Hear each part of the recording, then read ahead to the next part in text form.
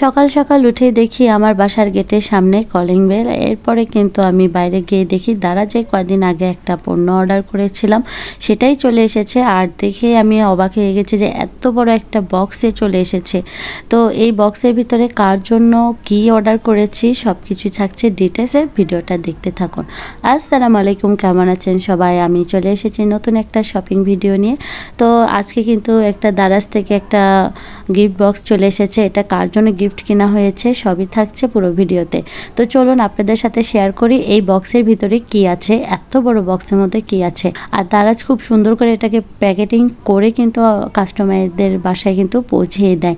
আর খুব সেফলি কিন্তু জিনিসটা কিন্তু আমার বাসাতে পৌঁছে গেছে। আমি সুন্দর করে এটাকে আনবক্সিং করছি আপনাদের সামনেই, দেখতেই পাচ্ছেন। এর আগে কিন্তু এটা খোলা হয়নি বা দেখা হয়নি। ভিতরে কিন্তু অন্য কিছুও থাকতে পারতো, যেটা অর্ডার করেছি সেটা নাও থাকতে পারতো। তো যাই হোক, কিন্তু দারাজ এগুলো করে না, এখন পর্যন্ত এরকম কোনো রিপোর্ট নেই। তো যাই হোক, এখানে প্রায় অনেকগুলো বল আছে। আর আপনারা দেখে হয়তো একটু হলেও আন্দাজ করতে পেরেছেন যে এর ভিতরে কি আছে। হ্যাঁ, এটা হচ্ছে একটা টেন্ট হাউস। তো চলুন এটাকে সেটিং করে আপনাদের সাথে শেয়ার করি। এই তো আমি টেন্ট হাউসটা সুন্দর করে সেটিং করে নিয়েছি। আর এটা নিয়েছি আমাদের মেয়ের জন্য।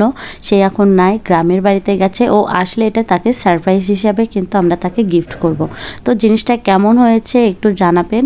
আর কালারটা এখানে কমলা এসেছে, কিন্তু না, এটা রেড কালার। আজকে এই পর্যন্তই। আল্লাহ হাফেজ।